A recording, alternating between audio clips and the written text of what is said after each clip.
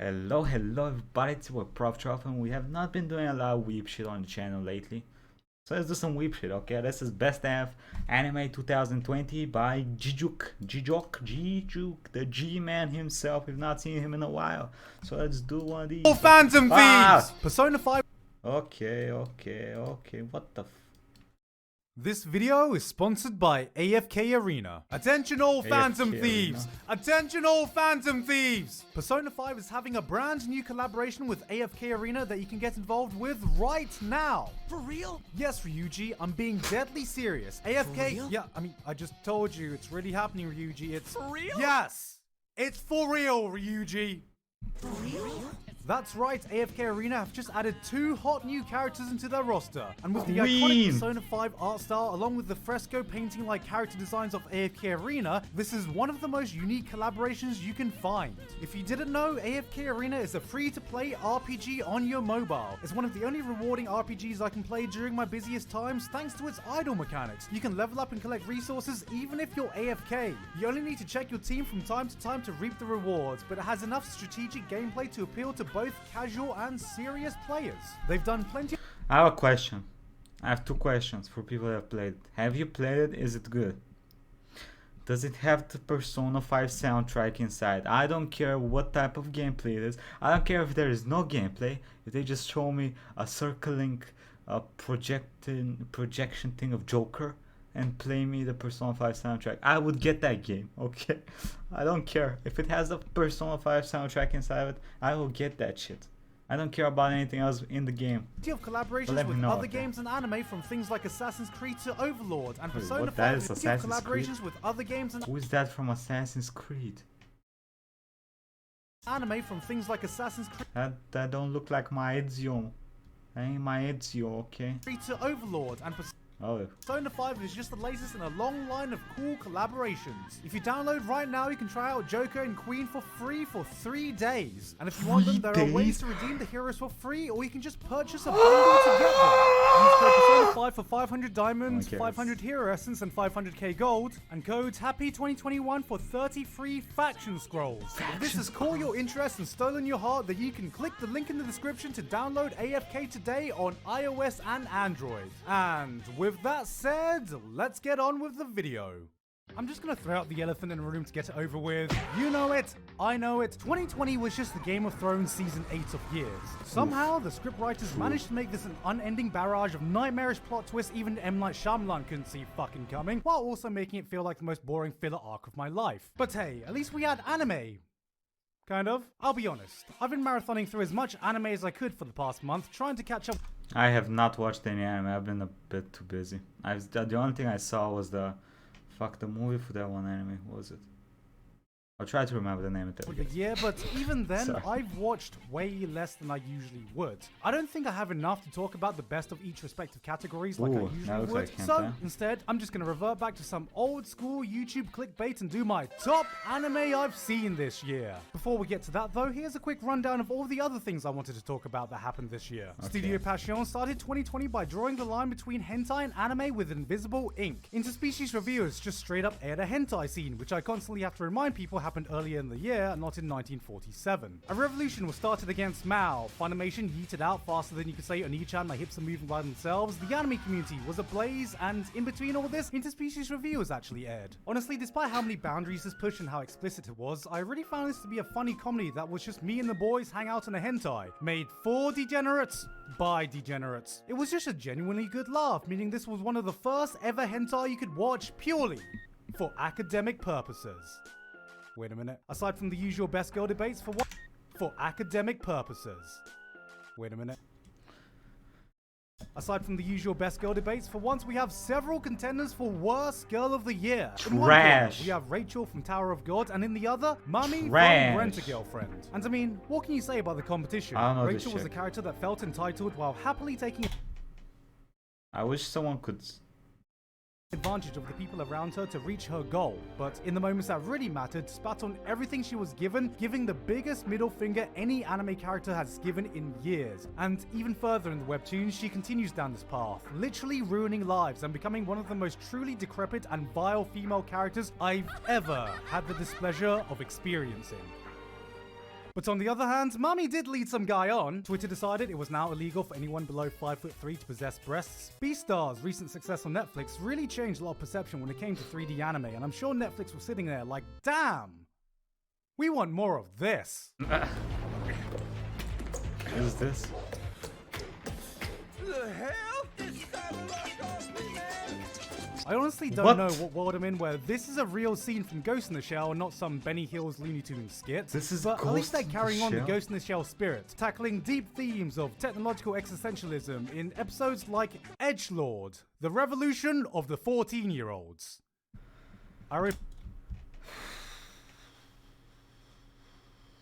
Repeat, Edgelord, the revolution of the 14-year-olds, which I assure you is an actual Gits episode and not a rejected PewDiePie video. I can't wait for season 2 when we get standalone complex episode 9. She's cute though. And not a rejected PewDiePie video. At I least can't she wait for cute, season right? 2 when we get standalone complex She's cute at least. Okay. episode 19, Virgin Army, Revenge of the PogChamps. Here's an exclusive clip I just received now. It's a brick. Oops. Japan Sinks was an absolute fucking trip and probably the hardest I laughed at any anime this year, but probably for the wrong reasons. Anime rapper Eminem, Japan Sinks? More like Japan Stink. I honestly feel like there was a big hole this year in terms of anime fights. Normally some of the biggest moments in the year of anime are defined by some of its biggest fights, and this year just felt like we didn't have too many to pick from. Probably my biggest disappointment was God of High School, which somehow did the impossible and made me not care about the tournament arc. How the fuck What? Okay, I still haven't seen this. I've read the webtoons, manhwa, whatever the fuck it's called, and it's amazing. I've seen it up to where after he becomes like the monkey, the main monkey. I'm not gonna spoil it. After he becomes the main monkey and he fights with some special people, that's where I stopped. Because it was finished by the time I was reading, but that was like 2 years ago. And from what I remember, this arc was very good. In the webtoons or manhwa, whatever the fuck it was called, it was very good. How did they fuck it up? I don't know. And it makes you care for the main people. And for the not main people as well, the dude with the thing that eats people. That was pretty cool as well. And then, you know, it finishes eating people. That was cool. I like that. Call it a poor adaptation, rush pacing, bland plot or characters, but this was the one show I really wanted to love, but couldn't. As hard as I tried, I just couldn't get invested in it, and it hurts me showing these clips because I can't think of another time I got to see such beautifully animated and intense fight sequences that I couldn't give less a shit about. Watching this show felt like watching a grown-up version of those fucking stick figure fighting Flash videos I thought were the shit as a kid. I honestly feel the best way to enjoy this anime is just to watch the fight sequences out of context on YouTube because you'd get the same amount of enjoyment. But yeah, it's still up there as some of the best fights of the year for just how technically impressive they were. But then, in that sense, the best anime fights I saw this year wasn't even from an anime. The legendary team that worked on the Naruto and Sasuke versus Momoshiki fight randomly showed up in a Chinese anime and just casually flexed on everyone by showcasing one of the best animated sequences in all of 2020. Starting things off with a I've actually seen this in like a compilation. It's amazing. intensity free running scene that absolutely dropped my jaw on the floor. It then proceeds to transition into an insane 1v3 hand-to-hand martial arts brawl that is absolutely dripping in style and swagger. I mean, just look how fucking cool this is. You got all this fancy footwork, the absolute bravado of these exchanges, and then he has the fucking audacity to just grab his hat midair after dodging. Oh god, it's so cool! You can tell the team have a genuine passion for martial arts in both real life and on film because it doesn't seem like anyone is even close to touching them when it comes to raw fight choreography. This wasn't just cool for an anime fight, this was just a badass martial arts fight, period. The show is Hitori no Shita, the outcast by the way. Alright, let's get down to brass taxes. What? When you hear about a show that starts off with a guy getting hit with a truck that ends on one of my favorites. Why? Why has this been a thing? I don't understand. How many shows, how many mangas, how many shit are we gonna get where the dude gets run by a truck driver? What the fuck? How? What kind of... I don't want to go to Japan because I feel like me crossing the street has a 25% chance of a truck driver like using the Obito Sharingan appearing right in front of me and bashing my brains in with his truck. Anime of the What year is list, this? I'm sure everyone's first thought is, oh great, another shitty isekai. Gigguk staying on brand as usual, but rest assured, Tony Kawa Over the Moon for You is the furthest thing you'd expect me to like. A short, sweet, cute, wholesome story about a simple domestic romance. Wait. In the modern times of anime titties dominating your timeline, anime and hentai deciding as one and the same, and the world being taken over with degeneracy, it's refreshing to finally see a nice Christian anime with nice Christian values. Tony Kawa is the rehabilitation needed for all of those who have once been put into horny jail. It's all of us. There's no complicated dramas, no love Once been triangles, put, I've no not relationships escaped, that need my to be man. prefaced that they're not related by blood, just a story of an actual, decent, responsible human being falling in love with one of the few waifus in anime that, is actually a waifu. Watching Tony Kawa is like taking that bath after a Wow. long day at work. She doesn't kill him, chop his head off, chop his dick off, go fuck some other dude, or what else can she do to him? That usually happens. Just say, oh, I like you, but you should probably go with the other girl because she likes you as well and she might be better than me. That didn't happen? Oh my god. Feel like your soul is cleansed whenever you finish an episode. It'll cure your depression, then give it right back to you when you remember that you'll never get a relationship like this. What'd you say? Anyway, watch Tony Kawa.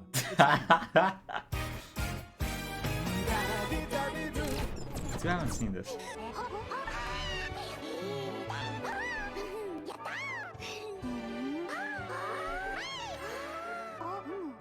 Yeah, Kaguya-sama is still good.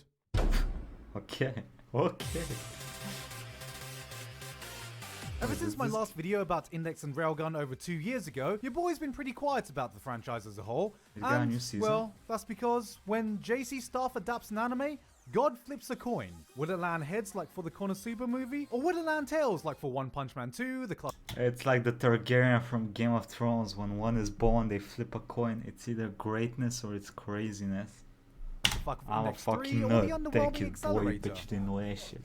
But for some unknown reason, science still hasn't been able to solve. Whenever they touch anything related to Railgun, it is nothing but heads, heads, and heads. Railgun somehow continues to be far and beyond the best thing the franchise has going for it when it comes to the anime, which kinda makes sense. With the Index series having a far greater plot, juggling a bigger cast, squeezing way more story arcs into a single season, it's no wonder that the more focused world of Railgun means the spin-off series outshines the mainline. And, well, it seems like JC Staff knew this too, because unlike their other recent adaptations, this is the best the franchise has looked since, well, Railgun. The great animation is back, we have a more down-to-earth story, it's got all the level 5s going at it. This is everything Tuaru fans Damn, could I hope need for. to see Not this forgetting, shit. it's nice to see the return of everyone's favorite character, CGI wind turbines, baby, oh yeah.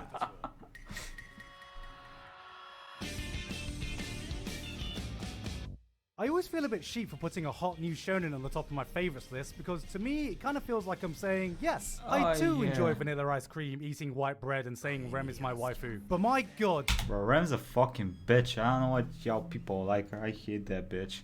Fuck her. Yeah, you heard me. Fuck Rem. when a show is doing something right, it is doing something right. Watching this first core of Jujutsu Kaisen kind of felt like you discovered that YouTube channel under 10,000 subscribers that you knew was just waiting to blow up. It's a shonen that isn't afraid to wear its influence on its sleeves, but is confident enough in its own abilities to still give you a fresh experience. And it does. You can see the groundwork. This is pretty much, if I'm gonna watch an anime next, this is what I want to watch next. I really want to see it, but I'm letting them come out with more Being episodes late and for shit. a I don't know. Is it seasonal or is it like Naruto and One Piece and all those other bigger ones where it's like every week you get an episode? Really amazing show because it just seems to have everything going for it. The characters are fresh and likable, the fights have a nice balance between interesting power systems and just pure animation flexing. Gojo's eyes make me question my sexuality as much as Astolfo's dick, and it has an ending that slaps harder than my dad's belt. I feel like it's just waiting for that one big moment, that one big fight to truly take it up to the big leagues, because with Demon Slayer coming back this year from literally kicking everyone's ass, Jesus fucking Christ, 54 million? The sales gap could part the Red Sea. I can't wait to see if Jujutsu Kaisen is also going to be eating at the big boys table in time. Like, what is it now? Big 3? Big 5? Big 7? How many more are you going to give us, Shonen Jump? Oh, give me all of them. This I've seen year, all the the big- Domestic Girlfriend manga ended and it left a massive hole in my heart. Where was I gonna get my fix of a car crash filled romance story now? How could Oh, anything jeez. fill the gap this masterpiece no. had left? Would I finally get some good taste in anime?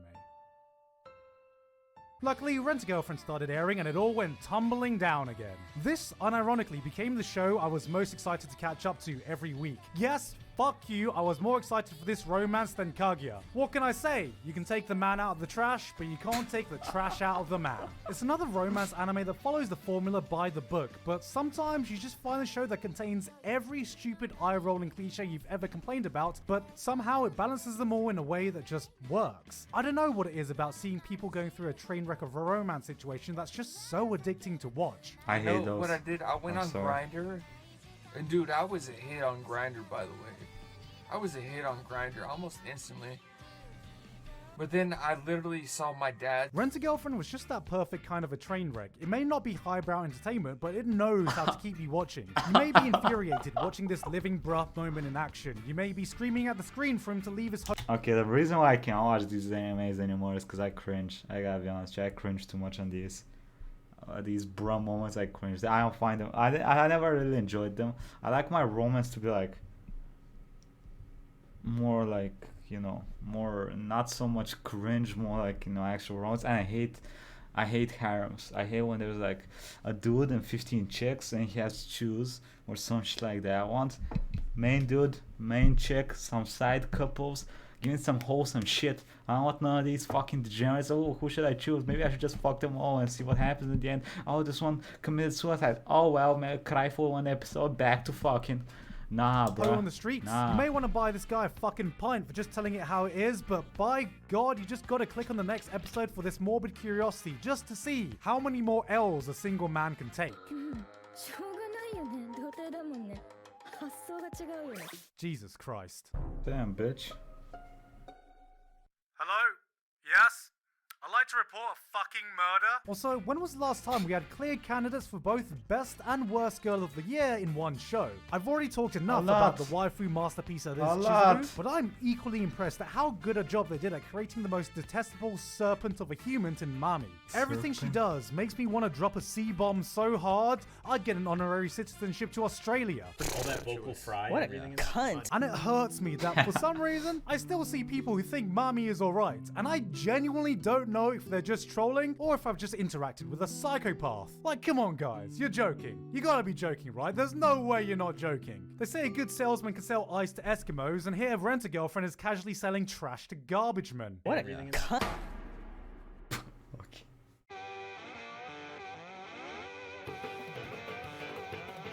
I have this really strange addiction on YouTube about watching videos on subjects I have absolutely no knowledge in. Because Same. beyond finding content centered around my hobbies, I find it fascinating watching passionate people present their interests because sometimes a bit of that passion can rub off onto you.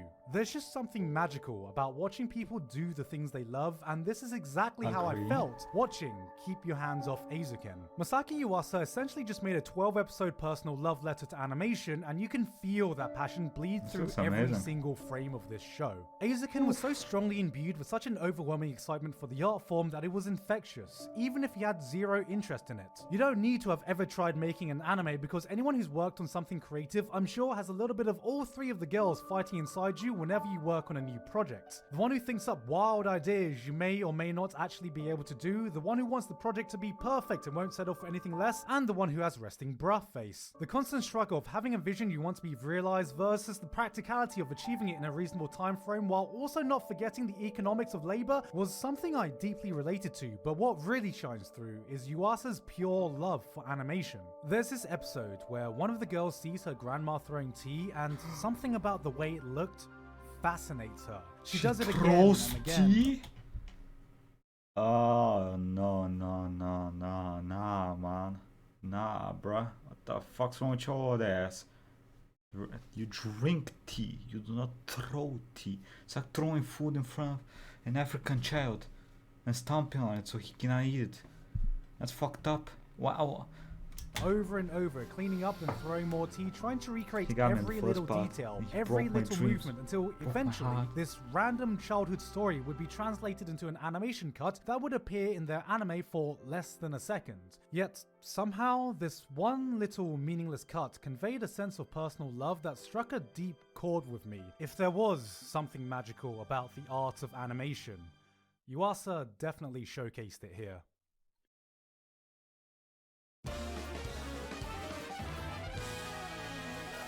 Top 3?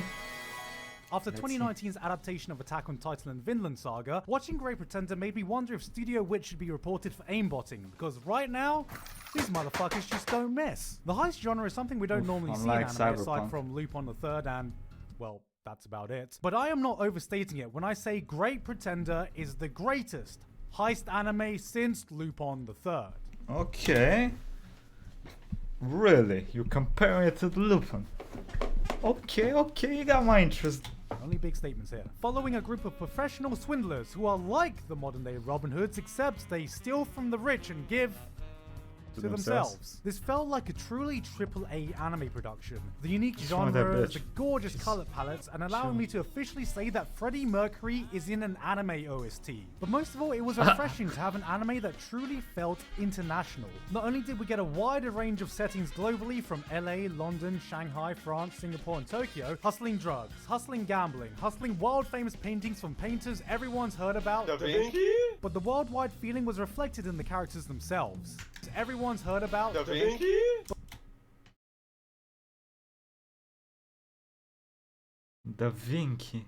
But the worldwide feeling was reflected Kill in me, the characters please. themselves. In Way game. more attention to detail was in given game. to the characters speaking different languages and how fluent they should actually sound, as opposed to most other shows where it just felt like they just got a random guy off the streets. Native voice actors were used to dub not only characters in their respective countries, but also the main cast too. It really looks like they used this medium to its full advantage to make it feel like these were truly This chick's on some good well-traveled, shit. multilingual characters, which can often be a challenge to pull off in movies. They call him Samurai. He speaks fluent Japanese. What does katana mean? It means Japanese sword. I was actually going to put this as my anime of the year until the last 2 episodes happened. Oh. Alright, this is going to be my only chance, so I really need to rant about this ending. So if you don't want to be spoiled, skip to the timestamp Nah, here, fuck it, I don't because care. I really need to get this off my chest. Brother, what Right? happened? Everyone good?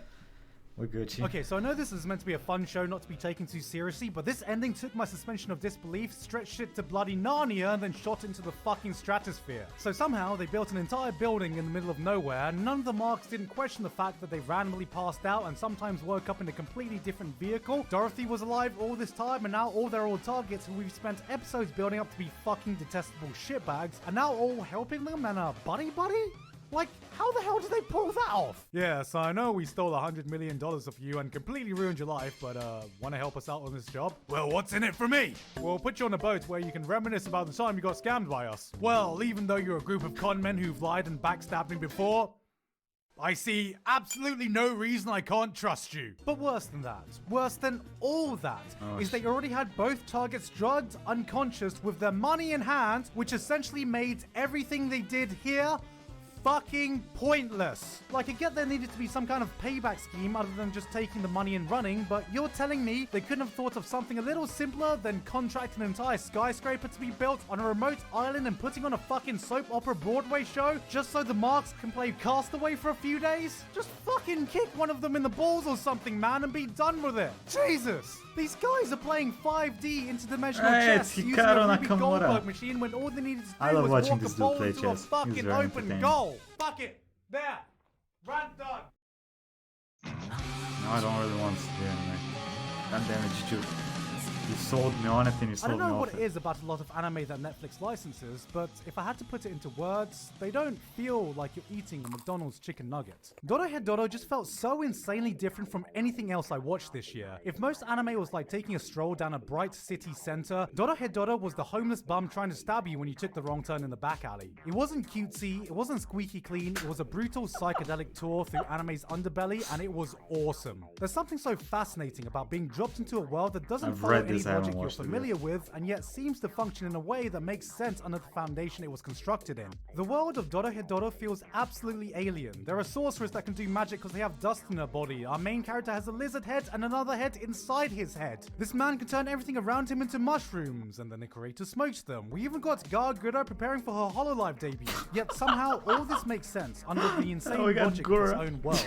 Seeing a universe function under its own twisted sense of coherency just made me want to learn more about it. Every episode was just a treat to see a new side of this world operate. It was unflinchingly brutal, yet didn't feel out of place when you saw a 9-foot talking cockroach wearing Air Jordans called Jordan almost kill a granddad because they're doing a Jun Maeda baseball episode. This was one of the most unique experiences you can find in 2020, and all I can say is season 2 better be around the corner, because 12 episodes was not nearly enough to contain the insanity that is Dorohedoro. The animation looked very good though. Okay, what's number 1? It's gonna put Animal Stars or whatever that shit's called. The furry show. Oh, Sometimes, when a massively ReZero. hyped, high-profile sequel comes along years after the original aired, after a myriad of memes, discourse, merchandise, parodies, and spin-offs have warped your perception, it can be easy to forget why the franchise became so beloved in the first place. But all it took was a few minutes of the first episode before I instantly remembered. God damn. I fucking missed ReZero. It's a great feeling when a season 2 instantly lives up to the hype, but what's even better is when it takes those foundations and builds it into something greater. You want dying? You got more dying. You thought death scenes would become mundane just because Subaru got used to them? Let me introduce you to the Monty Python rabbit. Oh, you liked Amelia? Boom. Amelia 2. Oh, you liked Rem? no. Good. Good. Rem 2. But what surprised me was just how much better we ended up understanding Subaru. He was no longer just an isekai protagonist. He was no longer just a deconstruction of an isekai protagonist. He was a relatable, surprisingly self-aware lad thrown headfirst into a situation way out of his depth. Out of every show on this list, it was the only one that really gave me moments I felt I was going to remember. Those moments in anime that hit that perfect crescendo and leave you in a state of shock, awe, amazement, or sometimes tears. These are the moments that reminds me why I fucking love anime, and somehow it felt like ReZero was able to do this on a weekly basis. Cause those moments were the big feeling I feel was missing from the anime this year. If I had to add one big asterisk to this, is that it feels weird crowning this as my anime of the year, cause, well, it isn't even finished yet. It's not like Attack on Titan Season 3 Part 1, because unlike something like that, we are right in the middle of a story arc, but I had to pick it because I didn't feel like I had any other choice. Alright, let's be real for a second. Last year I said that picking the anime of the year was the hardest in a very long time, but honestly, this year was almost equally as hard. For the completely opposite reason. You may notice this year I'm not doing one of my coveted anime in 2020 yearly reviews, and that's because to me, those videos always felt like a celebration that put a personal full stop on my year of anime. But this year, it just wasn't something I felt like celebrating. Obviously, I don't think anyone feels like celebrating the year of 2020 in general, but I also genuinely think that anime as a whole just wasn't very exciting this year. Don't get me wrong, there were good shows and I enjoyed every anime on this list, but it felt weird calling any of these a proper anime of the year contender. Some were unfinished or felt more like a setup season, some dropped the ball crossing the finish line, and some were missing that X factor to truly leave a special impression. Because whenever I reflect on a year, I think back to the moments, and aside from ReZero, there Goddamn, were they double hardly any penetrating moments that this dude. year that reminded me why I love being an anime fan. Compared to last year, when we had the Demon Slayer episode that broke the internet, Vinland Saga's ending, Mob Psycho's jaw-dropping fights, 7-page Muda, Isabel's... I need another Mob Psycho. I need another Mob Psycho. I need another One Punch Man. I'm tired of reading One Punch Man, the ugly version. That hurts my soul. I cannot do it. I need another fucking season, please. I cannot do it anymore. Like, I'm not talking about the One Punch Man manga that is written by the dude that can actually make good manga look good. I'm talking about the original One Punch Man manga. If you've not read it, read it, but don't. It hurts. song, Stone Age Light Bulb, or pretty much every moment from Attack on Titan, I don't know what moments in this year I'm even going to remember. And I don't feel like I'm Goddamn alone in Gura. this. Being an anime fan was weird this year because it seemed like there was the least discussion and hype for the medium that I can remember for a long time. But that doesn't mean we were talking about nothing, because if I were to crown my actual anime of the year, it would probably be this. Ground pound. Hey, Corona! Try to drink my chitty milk. 2020 may not have had a single anime stamp its mark on the year, but when we look back, we are going to remember this year as the rise of VTubers. And yeah, I know this is a complete cop-out because this ain't an anime, but let's be honest. This is what a lot of us anime fans ended up watching, and it would feel wrong to admit them when reflecting back at this year for us weebs. In a time when the entire world had more free time to consume content than ever before, a time when new anime just wasn't up to par, a time that couldn't be more perfect for every anime fan to finally make a dent in their godforsaken plan to watch this. Did we do it? Nah, let's watch a bunch of anime girls saying fuck. The bottomless pit that was the VTuber rabbit hole came along and swallowed us all into its endless abyss, pitting us in the battle of the century. On one hand, you had a lifetime of careful financial decisions and proper money management drilled into us over years of common sense, versus some virtual pixels reciting 1/26 of an alphabet. Guys, it wasn't even close. And I think what this really cemented was the birth of a proper subculture within the anime fandom. VTubers, gacha games, manga readers, web and light novel readers. I know a lot of people who call themselves anime fans who kept the birth readers, web and light novel readers. I know a lot of people who call themselves anime fans who kept up closely with the culture while hardly watching any anime. I think the best way I can put this is that this was the year where being a weeb was something distinguishable from being an anime fan. Cause while every weeb might be or has been an anime fan, not every anime fan is a weeb. Yet, 2020 may go down as one of the worst years in history, but thank God for the virtual anime characters that made our days a little less depressing. Goddamn The Corona. future is Russia! bright. The future is hopeful. The future is cute. Anime girls and boys, and I wouldn't have it any other way. ありがとうございました。Woo! Yay! Yahoo! Woo! Hey guys, happy late new year and hope you enjoyed the video. Okay, well, oof, that was that. Jesus. Goddamn, I kinda wanna watch the shonen that he put on like part 5, 12 episode he said. That's decent, I guess. I can check it out. Anyway, thank you to my Patreon buddies. Pedro Martinez, Kamaska Unit, Robert, Princess, Wasek, Future Game, Tracy, No Hilter, Lemon, One Like My Dash, Ronic, Nala, James Zone. Thank you all for the support. I'll see you next time, everybody. And we'll be playing some remote later on today, so come tune in for the shit if you want to. Have a nice day, everybody. Bye.